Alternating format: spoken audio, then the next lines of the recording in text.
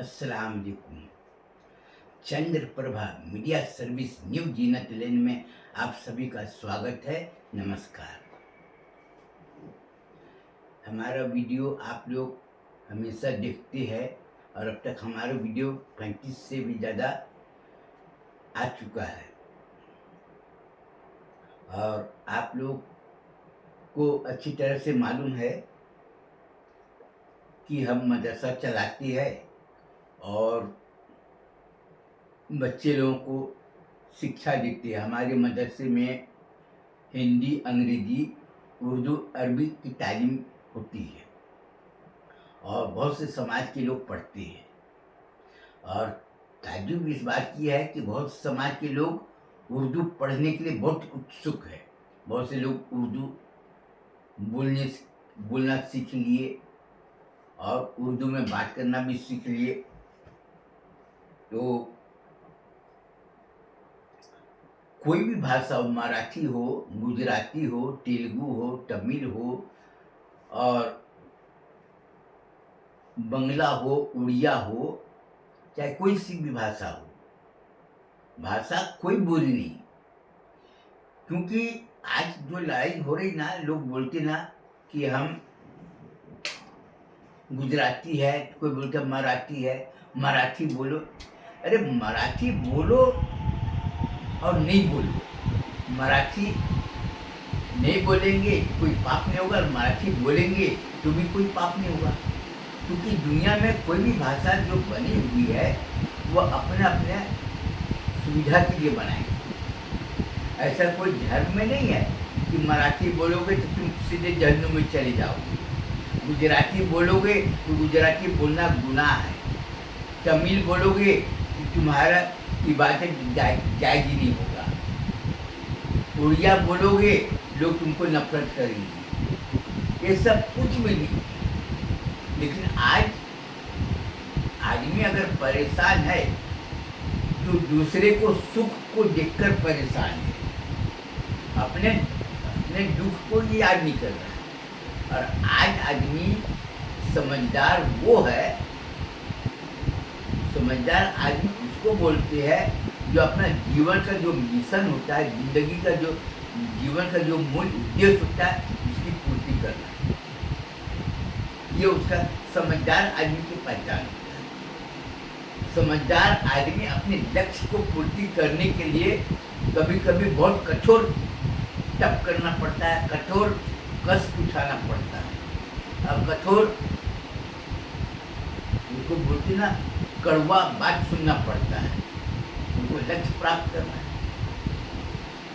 जैसे कोई बोलते ना कि मेरे को फलाने गांव जाना है, भाई सभी गांव के अलग रास्ते होते हैं। अब कोई गांव जाएंगे रास्ता उबड़ खाबड़ है, टेढ़ा मेढ़ा है, ये भाई उसको जाना तो उसको जाना पड़ेगा ना।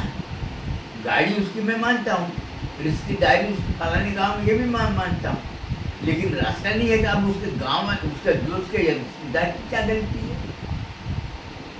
अगर हम किसी को बोलेंगे यार तुम्हारे गांव आना चाहता तुम बहुत अच्छा आदमी, लेकिन रास्ते नहीं बने किसी में, वो क्या करेगा?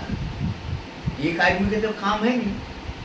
लेकिन जो आदमी समझदार रहता है तो क्या करता है, कोई भी काम हो सब मिलकर काम करते हैं तो फायदा सभी गांव वाले को होता है। ये गांव वाले को उसको बोलते क्या, सहयोग। जो आदमी सहयोग लेता हो और जो आदमी सहयोग देता हो उसको दोनों में फायदा है। सहयोग अगर लेता हो तो फायदा क्या है कि आज हम उसका काम करेंगे, कल वो मेरे को काम आएगा हमारी मुसीबत। और किसी काम को लेकर आप लोग देखे होंगे कई लोगों ने अपना जमीन बेच दिए पुलिया बनाने के लिए कि पुलिया अगर हम बनाएंगे तो हम दुनिया में रहे या न रहे, लेकिन लोगों का आने जाने की सुविधा हो। अब वो जितने भी लोग आना जाना चालू किए तो उसको दूरी कम पड़ी, पहले घूम कर आना पड़ता है। दशरथ मांझी का नाम शायद ही कोई हो जो कि नहीं सुना होगा। उन्होंने पहाड़ काट के रोड बना दिए, ये भी आप सुनेंगे। अभी आप देखे होंगे कुछ लोगों ने अपने गांव में पानी लाने के लिए 3 की 5 किलोमीटर गड्ढा खोद के नाली बना दी कि बरसात होगा तो पानी आएगा। ये क्या है, एक आदमी ने उसमें काम किया और एक आदमी को काम करने में उसको कितना लगा, 30 साल। लेकिन वही अगर गांव वाले अगर मिलकर काम करते तो कितना लगता, ज़्यादा साल 2 साल 3 साल, उससे ज़्यादा नहीं लगता। लेकिन एक आदमी ने जो काम करके दिखाया उससे कई लोगों की आंखें खुल गई, फायदा सभी समाज वाले को हुआ। उसी तरह से हम जो मदरसा चला रहे हजरत आमीना इस्लामिया मदरसा ग्रुप बी, तबलीगी जमात का है। और तबलीगी जमात जो काम कर रहा है अपने समाज के लिए, लेकिन इसका फायदा कौन उठा रहा है, दूसरे समाज में।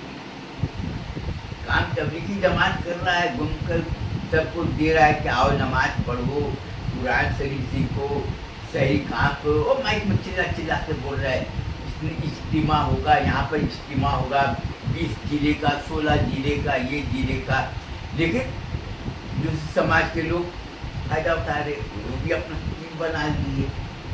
कोई रामायण मंदिर बनाया है, बौद्ध समाजवादी अपना अलग बनाया, आदिवासी समाजवादी अपना अलग बनाया है, और लोग भी अपना अलग बनाया है। वो नकल उतारी, जबकि वो नमाज नहीं पढ़ते लेकिन काम सही कर रहे, सहयोग करना, ये करना। आज बहुत से लोग मस्जिद के काम में खुलकर लोग साथ दे रहे। मस्जिद बनाने के लिए लोग चंदा मांगने के लिए इधर उधर जाते थे, तो बहुत से लोग क्या है कि लोग जाकर मस्जिद वाले को साथ दे रहे। हमारे तरफ से 500 रुपये 1000 रुपया लोग क्यों दिया, मालूम है? मुस्लिम समाज में हमारी पहचान है, मुस्लिम समाज से हमारा लेना देना कारोबार जारी है। कई दुकान वाले जाकर बोले कि भाई मैं मस्जिद बना रहा हूँ, 500 रुपये 1000 रुपये तुमको चंदा देगा। दुकानदार क्यों देगा, ये कोई सोचा नहीं। वो इसलिए दे रहा है कि मुस्लिम समाज के बीच में हमारी पहचान होगी और हमारी ग्राहकी में मजबूत, इसलिए दे रहा है। मारवाड़ी लोग हैं और लोग हैं, और मुस्लिम समाज के पास में भी लोग जाते हैं, दुर्गा पूजा का चंदा ये लोग नहीं, हम आपसे 1000 रुपया लिए। बोलता है करीब भाई 500 रुपया ले लो, काम नाम ये है वो है। वो जानता है मैं 500 रुपया मांगूंगा तो 200 रुपया देगा, तो 1000 रुपया मांगा। और सभी से सम्मान अच्छे हैं, भाईचारा सबसे मिला रखती है, सब लोग दे रहे हैं। होली में, दिवाली में मुस्लिम लोग, दुर्गा पूजा में मुस्लिम लोग चंदा, अब मुस्लिम लोगों को चंदा दूसरे समाज वाले मारवाड़ी लोग भी दे रहे हैं और भी समाज के लोग दे रहे हैं। दोनों में भाईचारे के साथ साथ में सहयोग की भावना मजबूती बना रहे हैं। अब आपको एक चीज और मैं बता दूं कि मुस्लिम समाज में जो दीनी तालीम हो रही है, मस्जिदें बना रहे और मदरसे चल रहे हैं, उसमें लूटने वाले कौन है, ये सोचने की बात है। कोई बाहर का आदमी नहीं, तुम्हारी समाज के आदमी वहाँ पर घूमे फिरे, बाहर में लोगों से जान पहचान बनाए, जमात में आने जाने के बाद अच्छे ताल्लुकात बनाए। उसके बाद क्या किया, उन्होंने मस्जिद खोले, मदरसा खोले और वो सबके सामने में जोड़ने का काम कर रहा है, लेकिन अंदर से अपना कमीशन ले रहा है। चंदा मांगने वाला गया, वो कमीशन क्यों, क्योंकि वो तो जान रहा है कि मैं चंदा ला के देता हूँ मदरसे का, मदरसे की कमेटी वाले अलग अलग। अब जितने मस्जिद मदरसे की कमेटी वाले वो अपना अलग निकाला, वो अपना अलग निकाले, वो अपना अलग निकाला। चार्टेड अकाउंटेंट ने बताया बिल लाओ, बिल लाओ। चार्टेड अकाउंटेंट जो है वो रिटर्न भरता है, मदरसे का रजिस्ट्रेशन होता है, वहाँ पर भी सब बैलेंस जमा करना पड़ता है। लेकिन वो जानता है कि सामान लाया तो काटी चार्ज, गाड़ी से जो सामान लाते उसका किराया अलग जोड़ा, किराने की दुकान से सामान लाए वो अंदर से अलग कमीशन दिया, समझिए। और इधर से लाइट नजराना अलग मिला, इस तरह से। तो पढ़े लिखे लोग चल, एक अनपढ़ आदमी जाने, एक गांव वाला आदमी अनपढ़ आदमी नहीं जान पाएगा कि हम कैसे चोरी करेंगे। अभी आप देखिए, डिटेक्टिव एजेंसी जो नियुक्त किया गया है वो रिपोर्ट बना रहा है। अभी बहुत से लोगों के रहस्य खुल गए। तुम जब ज़्यादा बात करोगे तो लोग तुम्हारी बात को, तुम ही लोग बोलते हैं झूठ नहीं बोलना चाहिए, बेईमानी नहीं करना चाहिए, किसी को धोखा नहीं देना चाहिए, अल्लाह से डरो, अल्लाह ताला रोजी रोटी दे। तुम लोग चिल्ला चिल्ला कर बोल रहे हो। और पढ़ा लिखा आदमी जब चंदा के लिए गया तो क्या हुआ, मस्जिद में ऐलान किया मैं फलानी जगह से आया हूँ चंदे के लिए, और चंदा हुआ 4,000 5,000 का चंदा हुआ, 3,000 की रसीद काटा, 2,000 जेब में डाला। अभी आप देखेंगे कई जगह जाकर आप खुद अपने आप से देख लीजिए। हम नहीं बोलना चाहते, हम आपको सिर्फ जानकारी दे रहे हैं। सही बात का पता लगाना यह आपका काम है। अब जाकर देखिए, बहुत से मस्जिदों में चंदे वाला आएगा, चिल्लाएगा और सामने में अपने तरफ से 100 150 200 रुपया रख देगा, सामने फैला कर तहदीकनामा रख देगा, ये रख देगा, फोटो रख देगा और स्कैनर भी रख देगा, ये रख देगा। आप देखेंगे चंदा दिया, किसी ने बोला कितना चंदा, वो इतना बोला 4,000 रुपया तो मैं रख दिया था, ये हमारा पैसा बाकी है। सामने में सबने देखा कि 100 150 रुपया, 50 रुपया, 10 रुपया, 20 रुपया, 50 रुपया का, 100 रुपया का नोट रखा, 200 करीब रखा, लेकिन चंदा हुआ 400 रुपया, 4,000 रुपया, तो 2,000 रुपया फाड़ा, बोला कि पैसा मैं ये रखा, अपना पैसा रखा था ये। अब कोई बोलने वाला नहीं, चंदा दिया चल दिया, लेकिन सीसी कैमरा में कैच कर लिया वो अलग चीज़ है।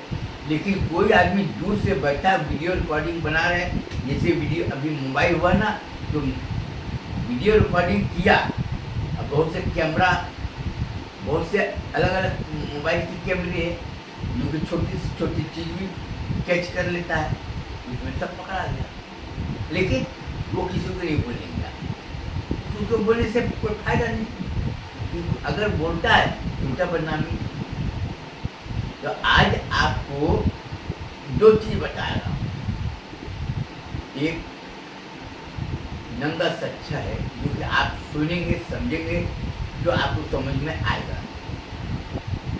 अभी 9 दिन पहले की बात है, 10 दिन पहले की बात है, सरोज सरगम, वो उत्तर प्रदेश मिर्जापुर की है, वो अपना बिरहा वगैरह गाती थी, मुस्लिम लोगों को किसी कोई लेना देना नहीं, लेकिन गाती थी और उसकी बात को सुनते थे और देवी देवताओं को गाली बोल। हम लोग तो खैर किसी को बुरा नहीं बोल सकती है और किसी देवी देवता के बारे में बुरा भी नहीं बोल सकते, उसको गाली भी नहीं दे सकते, क्योंकि ये अपनी पहचान है।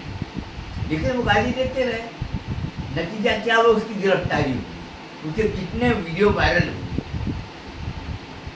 गाली देने वाला वो भी, अब वो बोलते मैं हिंदू नहीं हूँ, गाली खूब देती रही, वो सबने सुने, बहुत से लोग सुने उसका वीडियो, कई लोग बुरी नजर से देखे और बहुत से लोगों को बहुत अच्छा लगता रहा, गाली देता रहा। लेकिन जब उसकी पुलिस में गिरफ्तारी हुई तो बड़े बड़े चिल्लाके दे रहे हैं कि सरोज सरगम को गिरफ्तारी हो गई, उसके पति की भी गिरफ्तारी हो गई, उसके साथी वाले की गिरफ्तारी। लेकिन वो चूतिए लोगों को ये बात नहीं मालूम कि गिरफ्तारी किए,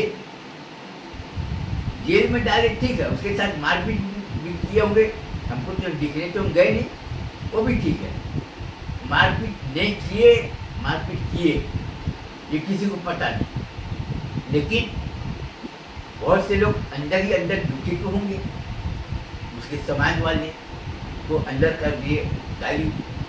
तो कोर्ट में मामला जाएगा, कई लोग बोल रहे हैं उसकी तरफ से कोई वकील केस नहीं लड़ेगा, ये तो चूतिए जैसी बात है।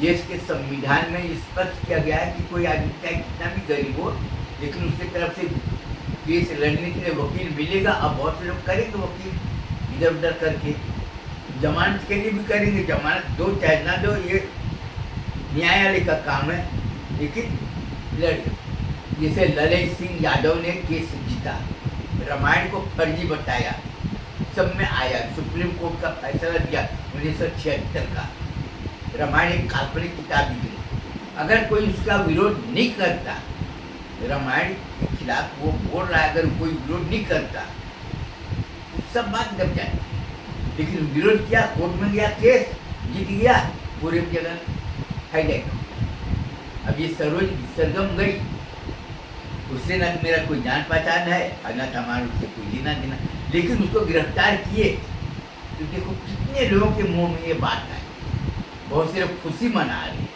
लेकिन जब संविधान की बात आएगी वहाँ पर कोर्ट में उसको प्रूफ करना पड़ेगा कि गाली दिए ठीक है, लेकिन जो देवी देवता कौन है, क्या है, नहीं, वकील लोग अपने आप बड़बड़ कर रहे हैं, हम नहीं थे भाई, हम तो अपने काम में, लेकिन वकील लोग अपने आप बड़बड़ कर रहे थे कि उसका कुछ नहीं होगा, उसको उल्टा हीरो बना दी, जेल गई, वो तो उसका फोटो कई जगह चर्चा में आ गई, जबकि कोई उसको पूछता नहीं था, लेकिन अभी उसका वीडियो लोग चाह कर भी लोग देख रहे हैं और उनको खुशी हो रही है, क्यों, जो पढ़ा लिखा आदमी है वो जानता है केस जो है ना खोज नहीं पाएगा।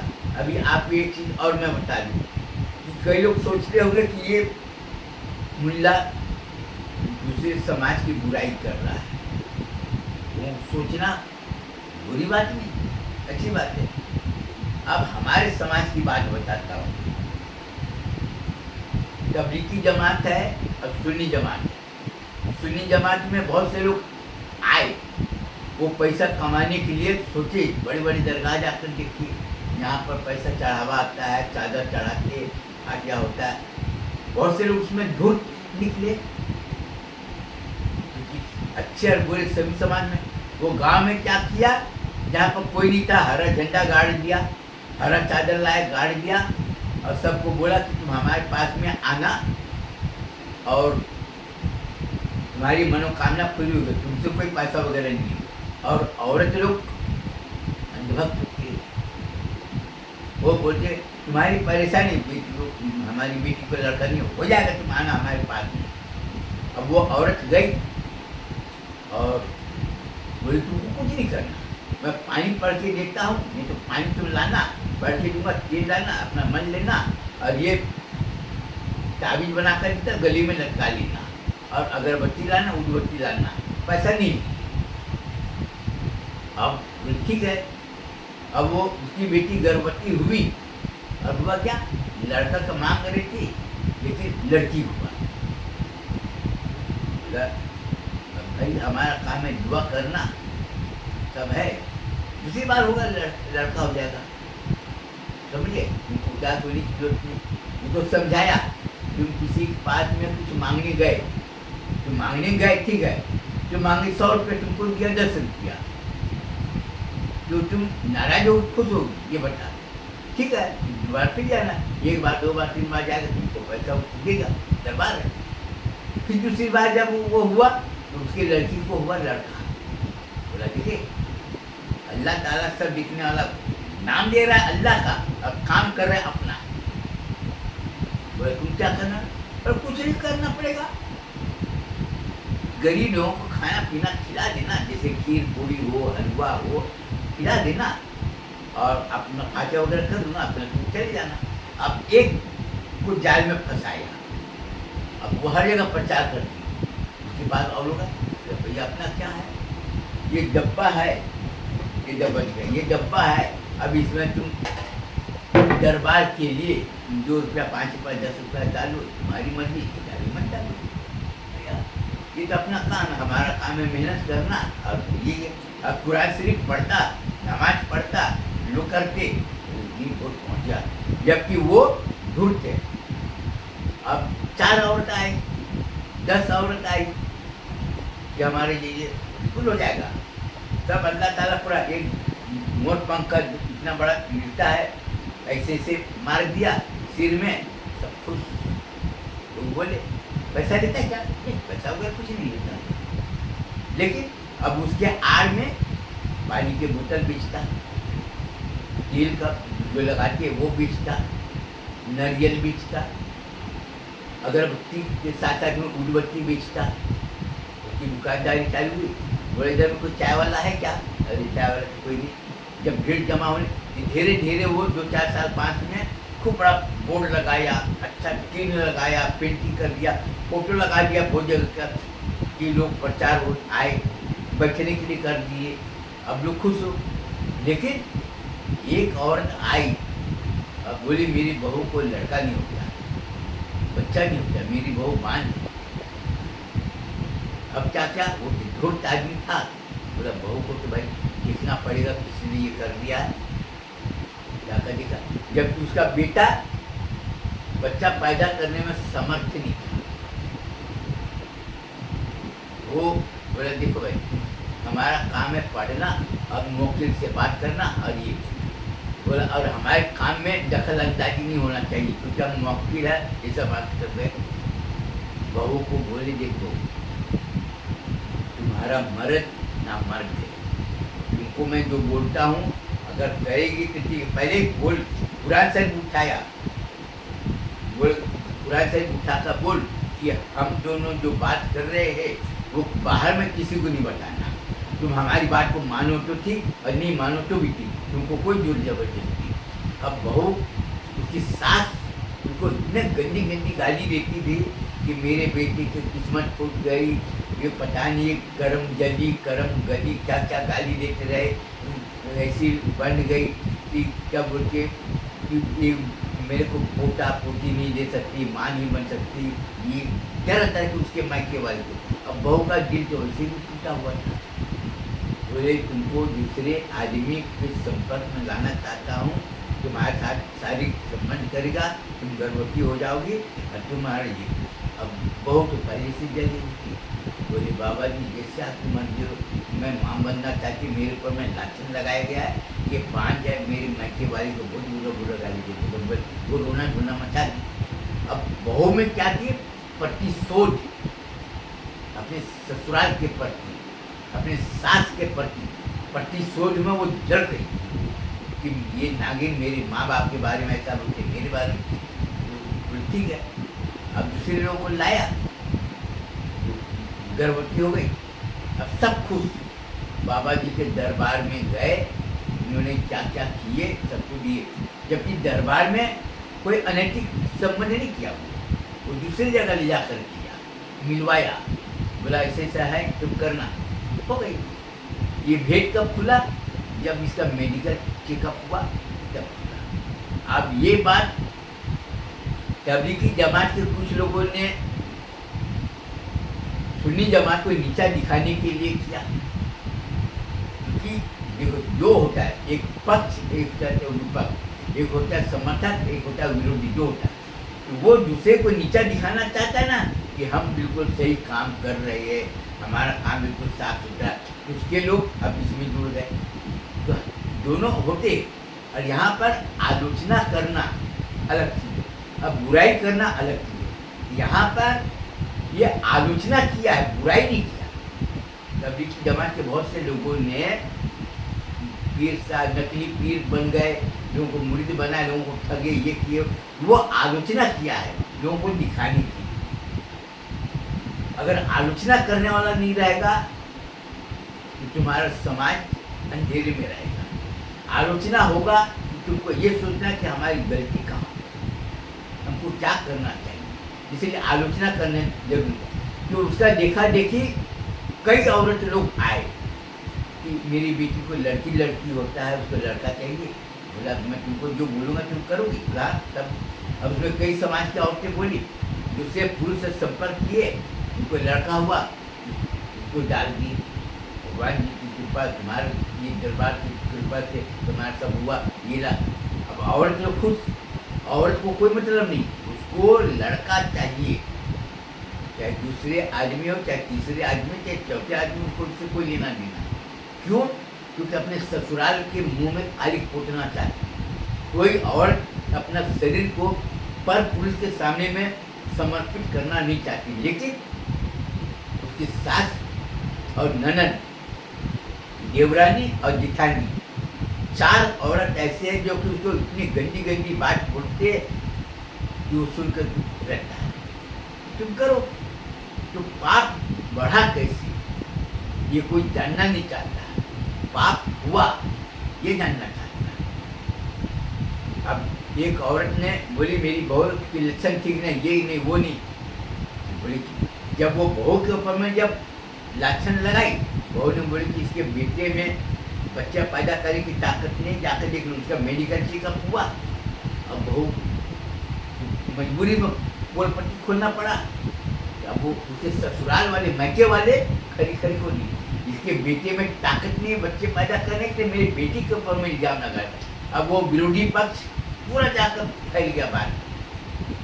तो नतीजा क्या हुआ कि जब कोई आदमी अपनी गलती को स्वीकार नहीं करता है और दूसरे के ऊपर में बिना कारण अगर इल्जाम लगाता है, आरोप लगाता है, उसको बहुत भारी कीमत चुकानी पड़ती। आज अगर साइंस अगर नहीं होता, मेडिकल रिपोर्ट की अगर इंक्वायरी नहीं बनती, आज कितने लोग बर्बाद आगे को पहुँचे।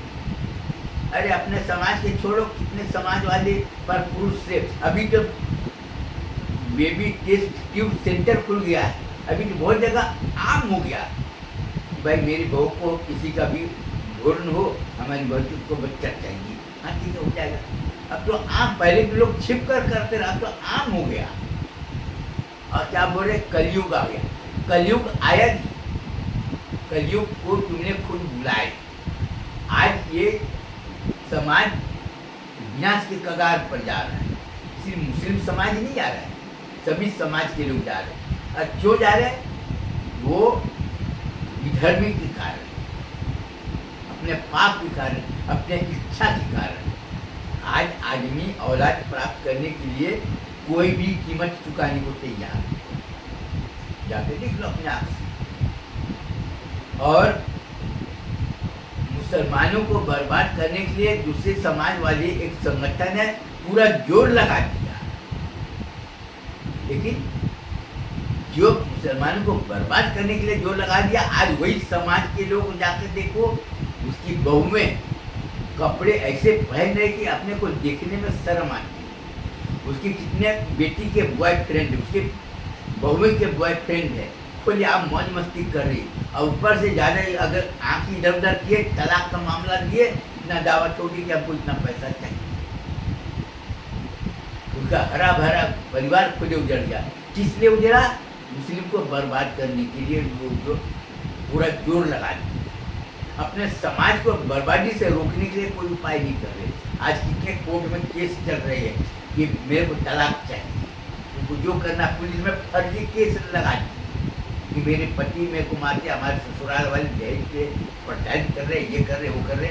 जाकर देखिए, जो हमारे मदरसे में बहुत से समाज के लड़कियां पढ़ते हैं, लड़के पढ़ते हैं, और हम अपने मदरसे को चलाने के लिए क्या करते हैं, घर घर जाके नमक, साबुन, हल्दी, मिर्च, धनिया, वाशिंग और चाय पत्ती बेचते, अपना ये काम करते हैं। आज बहुत से मुस्लिम समाज के जो है, तबलीगी जमात वाली है, वो सही है गलत है हम इसके बारे में नहीं बोलना चाहते। वो अच्छा काम करेगा तो अच्छा रिजल्ट निकलेगा, बुरा काम करेगा बुरा रिजल्ट निकलेगा। अभी यहाँ पर मैं एक चीज़ मैं आपको दिखा रहा हूँ कि तबलीगी जमात वाले जो है वो क्या किए, एक मिशन है, उसका नाम नहीं बताऊंगा, उसमें लिखा है संडे वाले से गुजारिश है मदरसे का सफरनामा फोटो पर मुहर के साथ में लाओ, इलाका क्षेत्रीय तंजीम है उसका चिट्ठी लाओ कि हाँ मैं इसको जानता हूँ, गवर्नमेंट का रजिस्ट्रेशन सर्टिफिकेट, मदरसे का जो रजिस्ट्रेशन है उसका लाओ, आधार कार्ड लाओ, पासपोर्ट साइज जो फोटो लाओ, मदरसे का सालाना रिपोर्ट लाओ, और मदरसे का गोशवारा लेटर लाओ, और मदरसे को कितने बच्चे पढ़ते हैं हम वीडियो करके देखेंगे कितने बच्चे पढ़ते हैं कि नहीं। देखिए किस तरह का ये छपा हुआ है।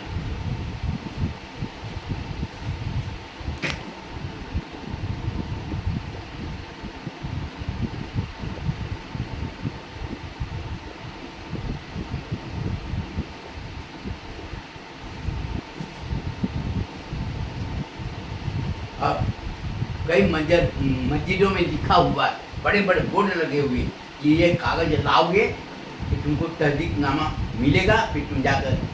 अब ये सोचो, जो आदमी स्वाभिमानी हो, परिश्रमी हो और इज्जतदार हो, वो आदमी को बोलेंगे ये करो, वो बोलेंगे भैया तेरा ये तहदीकनामा ले, तेरा चंडीगढ़ की बुक ले, मेरे को कोई छोड़ दिया।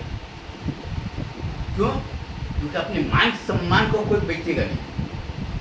अब कोई आदमी बोलेगा हम तुम्हारे पास, वो तो छोड़ देगा, बोले मैं जाकर मजदूर कर लूँगा, मैं भीख मांग लूँगा भले जाकर, लेकिन मैं नहीं करूँगा।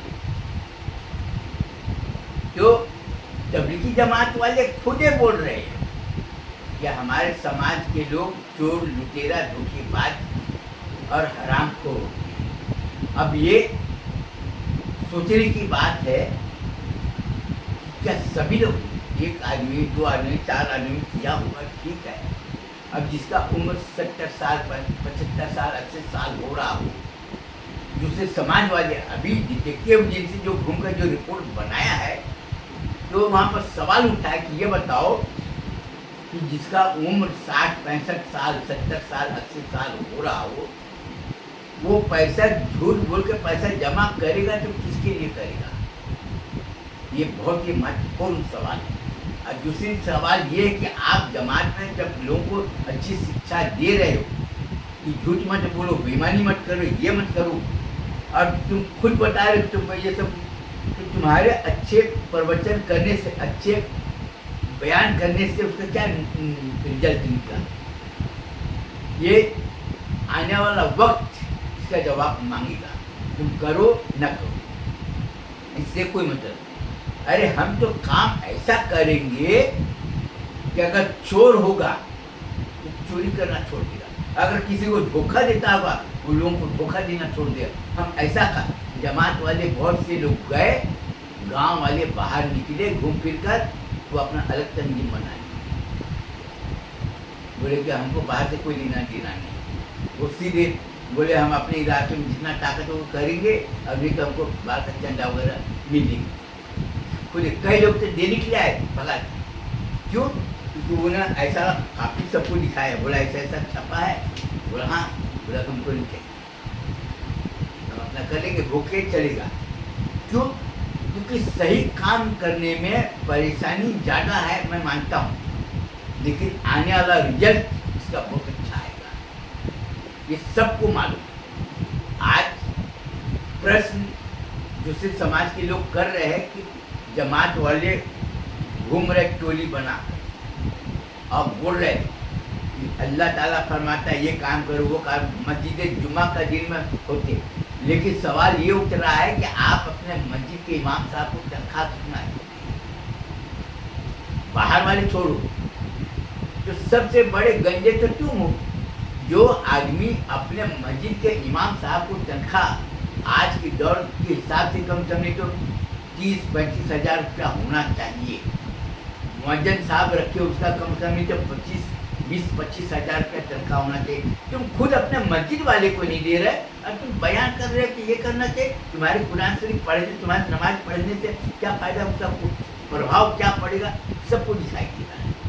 मेरे को, मैं नहीं बोलता मेरे को तुम चंदा दो, मेरे को चंदा से कोई मतलब नहीं, क्योंकि मैं तो वैसे भी जात का ब्राह्मण, पंडित अजय नारायण मिश्रा हमारा नाम है, और सबको मालूम है कि हम अपना तिजारत करते हैं। बॉन्ड निकाले 1,000 रुपया, 5,000 रुपया, 10,000 रुपया, पहले बॉन्ड बेचने के लिए, समझाने के लिए जाना। अब तो लोग मेरे पास लोग खुद ही आ रहे हैं कि अजवा भैया मैं 10,000 रुपया दूंगा, मेरे को 14,000 रुपया मिलेगा, बोला 2.5 साल में डबल मिलेगा। बिल्कुल मिलेगा, तुम तो माल बेचना ना, तुम माल पहले लोगों को समझाते थे। अभी चाय पत्ती हम 225 रुपया पाव बेच रहे हैं, दुकानों में मिलता है 320 रुपया किलो, और भी लेबल मिलता है 400 रुपया किलो, लेकिन हमारा 900 रुपया। हमारी चाय पत्ती ऐसा है कि जिसने पिया एक बार, दो बार, 3 बार, उसको फेंक दिया और नहीं तो दूसरे को दे दिया।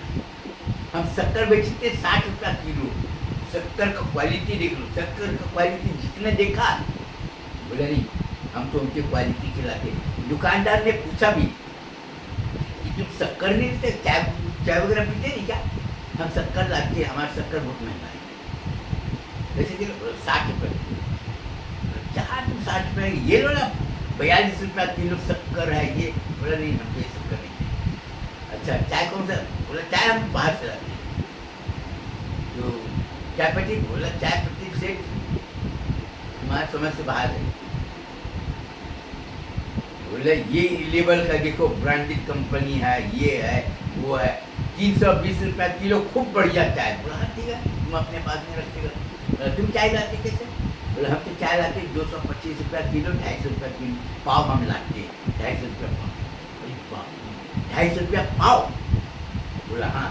बोला क्यों, वो सोने का है क्या? पर इसलिए तो मैं बोला कि तुम चुप रहो, तुमको समझ में नहीं आएगा।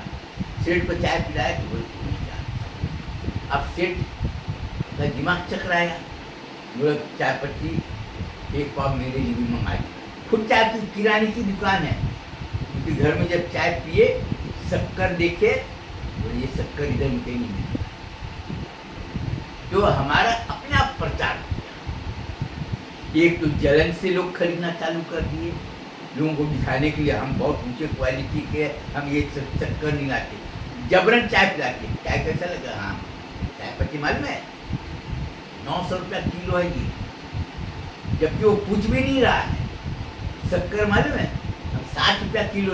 क्यों? क्योंकि उसको जलन है, लोगों को सामने में ऊंचा। बोले हम जो चाय पत्ती लाते इधर में कोई नहीं लेते, किसी के पास भी नहीं मिलेगा, फिर मेरे हम बाहर से लाते चाय पत्ती। शक्कर निकाल कर क्या? बोले देखो शक्कर, दोनों कभी देखे ऐसा शक्कर? ऐसा शक्कर? बोले इधर में कहीं नहीं मिलेगा। तो उसमें जलन हो रही है, लोगों को नीचा दिखाने का उसका मूल उद्देश्य क्या है कि लोगों को नीचा दिखाना। इसके आड़ में हमारा प्रचार हो जा रहा है। ये शक्कर खान वो मदरसे वाला है ना, हजरत आमीना इस्लामिया मदरसा, वो बेचता है। अब औरतों में तो एकदम जलन आ गई। जी बोले अबे तुम लोग क्या औकात है ये चाय पीने का? हम लोग जान पहचान होने बना के पिला देते, नहीं तो हम लोग जो पीते हैं वैसा कोई नहीं पीते, उसकी औकात नहीं है। अब जो नहीं लेना चाहता था चाय पत्ती, अब वो भी लाइन में बोला मेरे तो घर में भी दे देना, एक पाव आधा किलो दे देना। चाय पत्ती के पैकेट में लिखा नॉट फॉर पब्लिक सेल, बोले दुकान में नहीं मिलेगा। शक्कर 5 किलो मिलेगा, उससे ज़्यादा नहीं मिलेगा। तो लोगों में जो हमारे शक्कर लोग इस्तेमाल किए 2 बार, महीना 2 महीना 4 महीना, फिर वो अपने आप आगे हो गए। फिर दूसरे चाय पत्ती वो लोग अपने आप लेना छोड़ दिए। अब चादर लाकर बेचे 500 रुपया का, 600 रुपया का, 700 रुपया का चादर लाकर बेचे। लोग बोले ऐसा चादर इधर में कहीं नहीं मिलता, मिलता ही नहीं। क्योंकि गांव वाले या कोई शहर वाला हो तो चादर बेचेगा, क्योंकि दुकानदार अपना पैसा फंसाएगा नहीं। क्योंकि कम 200 रुपया 250 रुपया का चादर लाएगा, 180 रुपया का चादर लाया, 300 रुपये में बेचा, तो बहुत अच्छा चादर। तो वो काय को चादर 1 लाख रुपया पूंजी लगाकर अपना फंसाएगा काय? अरे 1 लाख रुपया का पूंजी लगाएगा तो सीधे 3 लाख रुपया कमाई करेगा ना। 1 लाख रुपया पूंजी लगाकर 1.5 लाख रुपया कोई आदमी कमाई करना चाहेगा? कोई नहीं चाहेगा। हम दरी लाते 1200 रुपया को, दरी ला के देगा 800 रुपया का दरी लाए, हमने 1200 रुपये में बेच दिए। लोग खुशी खुशी लोग, क्यों? क्योंकि हम दरी लाते 10 लाख रुपया का, बिल्कुल थोक में। अब कोई आदमी जाएगा 20,000, 25,000, 50,000 रुपया का अगर लेगा तो वो क्वांटिटी रेट देगा नहीं। तो हमने दरी लाए, हर जगह जाकर दी, दुकान में नहीं बेची। तो हमारी पहचान हमारे काम से, अच्छे माल देकर हम अपनी पहचान बनाए। और लोग बोलते रहे मदरसे कैसे चलेंगे, मतलब सब हम अपना काम करेंगे, तुमको हमारे फिक्र करने की जरूरत है। तो हजरत आमीना इस्लामिया मदरसा में पढ़ने वाली बच्चियों को मैं क्या संदेश देना चाहता हूँ कि तुम अपने जीवन में हमेशा सही काम करो, सही बात बोलो, और तुम अपने चरित्र के ऊपर में कभी आँच आने मत दो। लोग तुम्हारे पीछे, तुमको लोगों के पीछे घूमने की जरूरत नहीं। तो इसमें बहुत से समाज वाले पढ़ रहे, अब बहुत से समाज वाली जो लड़की पढ़ रहे वो शादियों का अपने ससुराल गई, तो हमने जो संस्कार दिए वो पूरी तरह से पालन है। कई लोग जो ससुराल वाले तो बोले कैसा बोलते, मैंने देख लड़की खुद ही धमकी दे दी, अगर मैं तुमको पसंद नहीं, मेरे को तलाक दे दो, मैं तुमसे कोई पैसा नहीं। जैसे और लोग दावा करते ना कि मैं तुम्हारे पर में केस ठोक दूंगी, ये कर दूंगी, वो कर दूंगी, मेरे को तुम ऐसे ही तलाक दे दो, मैं क्या बुढ़िया दूसरे मंडी में चल दूँ। अब सास जानती है ये पढ़ी लिखी है, समझदार है, और इसमें कोई अवगुण नहीं है, डर के मारे नहीं छोड़ता। क्यों? क्योंकि हमें उसको संस्कार, और हमारे मदरसे में पढ़ने वाले बच्चे निकले, बच्चियाँ शादी होकर गई, हर जगह अपना दबदबा कायम रखी। बोले जो झूठ बेईमानी करता होगा ना, तुम उसको धमकी देना, मेरे सामने झूठ बोली चप्पल खोल के मारूंगा चाहे कोई। अभी 15 दिन पहले की बात है, पिछले साल वो लड़की की शादी हुई, उसका नाम रजनी है, और उसके चचेरा में देवर लगता था, वो बोले कि इसके मैके वाले बहुत बात करती, वो करती, वो सुनी चप्पल खोली, उसके सिर पर ठाई ठाई मारी। बोलिए हरामी, जैसे तुम लोग वैसे समझ लिए वैसे मेरे को भी समझ लिए क्या? डर के मारे बोल दी, मेरे को तलाक दे दो, मैं कोई दावा नहीं करूँ। लेकिन सत्य क्या है, वो लड़की चरित्रहीन नहीं, वो लड़की मेहनती, ईमानदारी, और लोग अपने स्वभाव से सबके दिल में थप्पा मार दिए, अच्छे प्रेम पूर्वक स्नेह पूर्वक बातचीत करती है। बहू ऐसे तुम लोग खुद उसके, वो डर के मारे किसी को नहीं बताने गया कि मेरी बहू ने उसको चप्पल मारी, डर से। सर क्यों? क्योंकि अगर चप्पल मारी तो बहुत सी बात खुलेगी कि इसने क्या किए क्या नहीं की, और उसकी जो पोल पट्टी खुल जाएगी, जो चचेरा देवर था ना, उसकी पोल पट्टी खुल जाएगी। अब उसकी जो मौसी के थे और उसके मामा के जो रिश्तेदारी आते थे, उसको बोले हम ये लोग इधर हमारे पहले अपना हाथ खड़ा कर दिए। नहीं, चरित्रवान लड़की और विश्वासी लड़की हो, परिश्रमी लड़की हो, और जो सच बोलने वाली हो, उससे सब लोग डरते हैं। उसको धमकी कोई नहीं दे सकता, उसको धमकी क्या दोगे? तुम उसके ऊपर उंगली उठाओगे, तुम खुद गड़ जाओगे। तो हमको अपने मदरसे के ऊपर में गर्व है, और अभी कुछ लोगों ने बोले हैं कि अजवा भैया आप 2026 में हमारे लिए 10-10 हज़ार रुपये का बॉन्ड देना, क्योंकि आपका मिशन हमको बहुत समझ में आया, क्योंकि आपने जो मदरसा चला रहे हैं वो बहुत ही अच्छी है, और मुस्लिम लोगों में सच बोलने की ताकत नहीं। कई मुस्लिम लोगों से पूछताछ किए, बोलते मेरे को समझ में नहीं आया, वीडियो रिकॉर्डिंग, बोले नहीं, तो लोग सामने में खड़े नहीं हो रहे। मैं तो बोल रहा, कई मौलाना लोग से मैं पूछ रहा हूँ कि ये काम है, कोई बोलने को तैयार नहीं। और ये जो है ना, ये जो तस्दीकनामा वाला जो लोगों ने देखे ना, वो लोगों ने तो सीधे हाथ खींच लिए, बोले हमको नहीं चाहिए, हमको नहीं चाहिए। दूसरे समाज के लोगों से पैसा लिए मस्जिद बनाए, कई लोगों ने फतवा दिए कि दूसरे कौम का पैसा मस्जिद में, बोले तुमको आने की जरूरत नहीं। बहुत से जमात वाले आए, उसको पहले बता दिए, देख भाई मैं ब्राह्मण समाज, क्षत्रिय समाज, वैश्य समाज, आदिवासी समाज, बहुत समाज लोगों से हमने जाके पैसे मांगे, मस्जिद बनाए, तुमको नमाज पढ़ना पढ़ो, और नहीं पढ़ना चुपचाप जाओ। अब जमात पहले सुनकर देख रहे, बोले मस्जिद है ना, मस्जिद अल्लाह का घर है, हम नमाज पढ़ेंगे, हमारी नमाज हो जाएगी, आप कहाँ से आए, हमको ये जाने की जरूरत है। अब वो जान गए जमात के साथी, उनको जहाँ जाकर कुछ बोलेंगे तो हमको धक्का मार के निकालेगा, बदनामी अलग होगी। इसलिए मेरा कहने का मतलब है, जीवन में हमेशा सही काम करो, सही बात बोलो, और लोगों के साथ में अच्छे सलूक करो, अच्छे व्यवहार करो। और कोई भी समाज की बहू बेटी मिले, अगर हम उसके साथ में अच्छा करेंगे तो उसका रिजल्ट कैसा निकलेगा? हमारे मन के मुनाफिक मिलेगा। हमको लोग देंगे। क्यों? मेरे को तो मुस्लिम समाज के लोगों को बोलना चाहिए ना, तो मौलाना साहब ये है वो है। दूसरे समाज के लोग पकड़ के लाते, ए हमारे घर में खाना खाना, पानी पीना, नहाना धोना, नहा धो लेना। क्यों? क्योंकि वो अपनी पहचान बनाना चाहता है। हमारे मदरसे के बारे में जब बहुत से लोग मालूम हुआ, सब खुश हो गए, बोला ये मौलाना मस्त है। औरत लोग को चुपके से दिए पैसा, बोले मेरी मदद को मत बताना कि मैं तुमको 50,000 रुपया दी। शक्कर वगैरह सब बिक रहा है।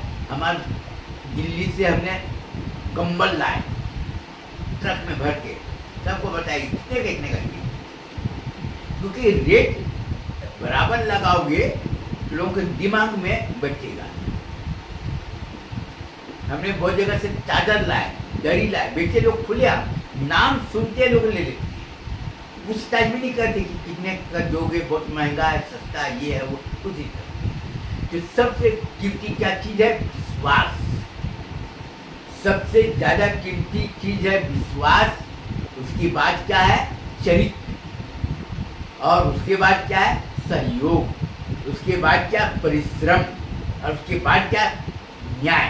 ये 5 गुण अगर आप में है तो आप इधर बेधड़क होकर आप इधर जाओ, उधर घूमेंगे तो लोग आपके डब की आंच को देखकर लोग भयभीत हो जाएगा तो सब पीछे हट जाएंगे।